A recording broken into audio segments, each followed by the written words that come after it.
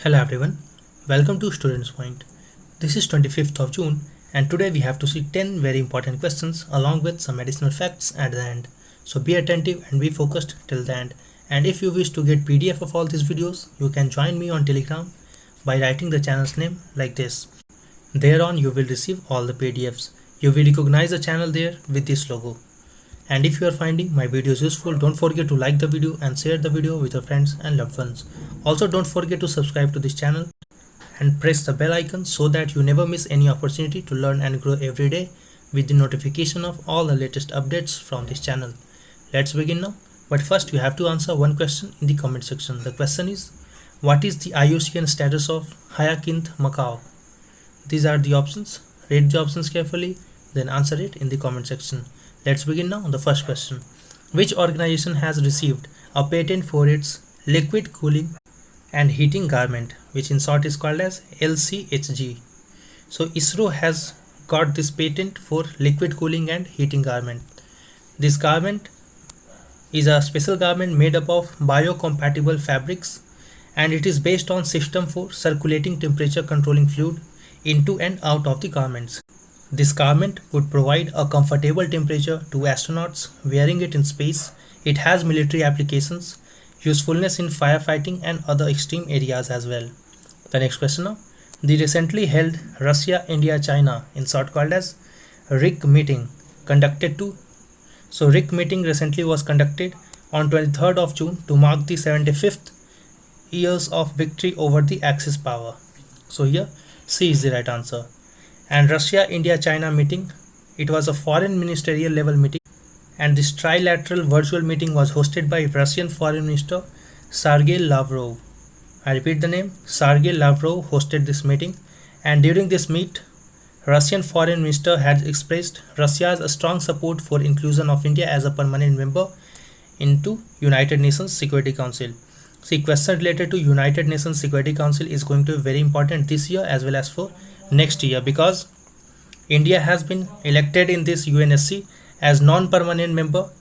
So question related to it very important. So question related to United Nations Security Council is very important. And S. Jaishankar, our foreign minister, emphasized the historical injustice that the victors of the Second World War have made by not recognizing the contributions made by Indians which have made at the time of Second World War. He reminded China about the contribution of Indian physicians in the year of 1938 when Japan invaded China. In 1938, India sent many its medical personnel to work in China to provide healthcare facilities voluntarily in China when Japan invaded China. And one reminder again, I am going to start monthly current affairs test series. This test series will have 7 tests of different subjects in a month. This will include polity test, economy test, international news test, test for science and technology, environment, history and culture, and then those topics which are not covered in these 6 sections will be included in miscellaneous, which will include questions related to awards, indices, personalities and sports.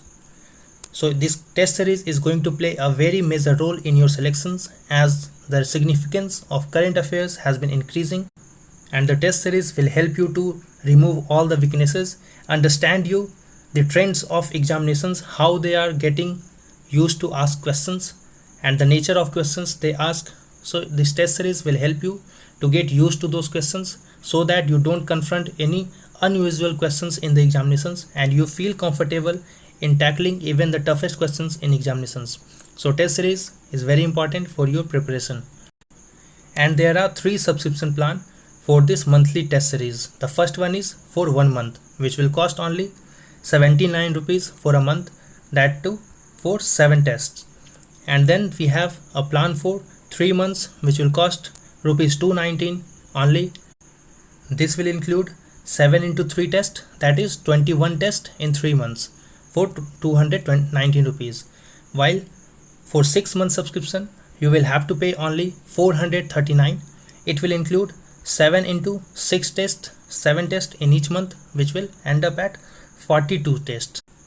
So by the time you confront your examinations and you confront those toughest questions in examinations, you will have examined yourself on multiple occasions within these months so that you never commit any single minute silly mistakes in your examinations, because even a minute mistake in your examinations may cost you heavily. Sometimes even 0.2 marks cost people very heavily.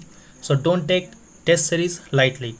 And last day, many of you have already subscribed to this test series, and I have already notified everyone that because of lack of time I can't enroll everyone, so there are limited seats. So everyone who wish to get enrolled into it must enroll it at the earliest. Many of you have already enrolled in this test, and I will share the subscription link in the description box of this video as well as in the comment section. So go tap on that and you can subscribe to the test series which you can wish within these 3 subscription plans. Next question now. The Senkaku Islands are located in, so the Senkaku Islands are located in East China Sea. So here C is the right answer. Let's locate Senkaku Islands on map. This is the eastern part of Asia, and this is Japan, and this is East China Sea, where this Senkaku Island is located precisely here. And this is a matter of dispute between Taiwan, China and Japan. So it is located in East China Sea, and here is the Yellow Sea, here is Sea of Japan, and this is Pacific Ocean. And if you move southward, there lies South China Sea, which is a major issue of contention between China and Southeastern Asian countries. So this area has always been a major contentious issue because of North Korea and China. So questions related to map regarding this area is very frequent in different examinations. And this is the North Korea shares boundary with South Korea, and this is Yellow Sea, which is surrounded by South Korea, North Korea and China. So sometimes they ask that this sea is enclosed by which of the following countries. So this type of questions will be dealt very much easily when you will have practice for that. And these islands are called as Diaoyu Islands in mainland China, Diaoyu Islands in Taiwan, and Pinnacle Islands by other observers. And it is a matter of dispute between Japan, China and Taiwan. And Japan administers and controls the Senkaku Islands as part of city of Ishigaki, Okinawa Prefecture. And it was in news because Japan has approved a plan to change the name of area covering the Tokyo controlled Senkaku Islands from Tonoshiro to Tonoshiro Senkaku. So since these islands are controlled by Japan, it has changed its name to Tonoshiro Senkaku. So remember it. The next question now. Consider the following statements about work visa issued by US administration. So you must have been hearing about the news of H-1B visa since last year. So in examinations they may ask about different types of visa issued by US administration. We will understand every details here. Let's say H-1B visas, which is issued each year and is famous in Indian IT companies, allows companies from outside the US to send employees to work on client sites. This statement is correct. So remember that it is issued each year by US administration, and it is very famous in Indian IT companies. Many IT personnel works in US based on this H-1B visas. And H-2B visas. H-2B visas allows food and agriculture workers to seek employment in United States. This statement is also correct. So don't confuse between these two, that H-1B visa is famous in IT companies. H-2B visas are famous in food and agriculture workers. So since here both of these statements are correct, so C is the right answer. While there is also another famous visas called as L1 visas. These allow company to transfer highly skilled workers to US for a period of up to 7 years. And US government has a cap of 85,000 of total H-1B visas for each year. And the US administration has recently announced that it is going to extend the 60-day ban on immigration and non-immigrant workers visas till the end of 2020. The next question now. Which of the following launched Yukti 2.0? So Yukti 2.0 has been launched by Ministry of Human Resource Development. So here A is the right answer. Yukti 2.0 is a portal for higher education institutes of New Delhi. The objective is to acquire technologies in very holistic and comprehensive way from startup incubators that have commercial potential. And it was launched by Ramesh Pokhriyal. The Yukti 2.0 web portal is an extension of earlier version of Yukti, which was launched on 11th of April 2020. And Yukti here stands for Young India Combating COVID with Knowledge, Technology and Innovation. I repeat this, Yukti stands for Young India, combating COVID with knowledge, technology, and innovation. The next question now. Consider the following statements about United Nations Relief and Works Agency for Palestine Refugees. So UNRWA was established in the year of 1949 following the 1948 Arab-Israeli conflict. This statement is correct. This was established in 1949 after 1948 when several Palestinians left those lands because of the conflict. The next, it support Palestinian refugees and their patrilineal descendants who fled or were expelled from their homes. This statement is also correct. So since again both of these statements are correct, C is the right answer. And this provides education, healthcare and social services to them. Aid is provided in 5 regions. This include Jordan, Lebanon, Syria, Gaza Strip and the West Bank, including East Jerusalem as well. So remember, again this area, that is the area of Middle East, is again very hot topic regarding questions related to map. So certain areas in the world map are very frequently asked in different examinations. This include questions from Middle East, questions from Southeast Asia, questions from East Asia, which includes countries like China, Japan, North Korea, South Korea, and water bodies associated with those regions as well. The same is the case with Indian Ocean as well, as Indian Ocean is also going to be a contentious issue in the upcoming years because of Indo-Chinese conflict and conflicts between China and other Asian countries. And now please appreciate this fact that this agency provides aid in these 5 regions, while aid in regions other than these 5 areas are provided by UNHCR. We have dealt in detail about UNHCR few days back, so no need to describe UNHCR in detail here. And aid for, as I told, Palestinian refugees outside these 5 areas is provided by this UNHCR body. And UNRWA is funded almost entirely by voluntary contributions from United Nations member states. And please appreciate on this word that it is almost entirely, not entirely. So these are the different words with which UPSC particularly confuse aspirants. So it is funded almost entirely and not entirely by voluntary contributions, as part of it or part of funding is received by regular budget of United Nations as well. The next question now. Consider the following statements about IN Space. It stands for Indian National Space Promotion and Authorization Center. This statement is correct. It will have the responsibility to guide the private sector in various space activities. This statement is also correct. So here again C is the right answer.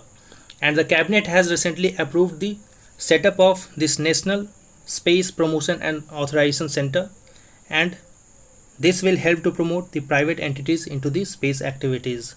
While New Space India Limited, in short NSIL, which was founded in 2019, will have the responsibility to change the economic and social policies for encouraging the private sector in space activities. The next question, again very important question. As per the World Bank Atlas method, what is the income below which a country is classified as low income economies? So World Bank has set a criteria that is $1025. It is US dollar and not any other dollar. So it is US dollar 1025, which is the benchmark below which any country is called as low income economies. So India at present is a low income economy, while lower middle income economies, which is a bit better than low income economies, are those countries which has gross national income per capita between $1,026 to $3,995, while upper middle income economies are classified between those which have per capita income of $3,996 to $12,375 US dollar, while high income economies includes those countries which have a gross national income per capita of 12,376 or more.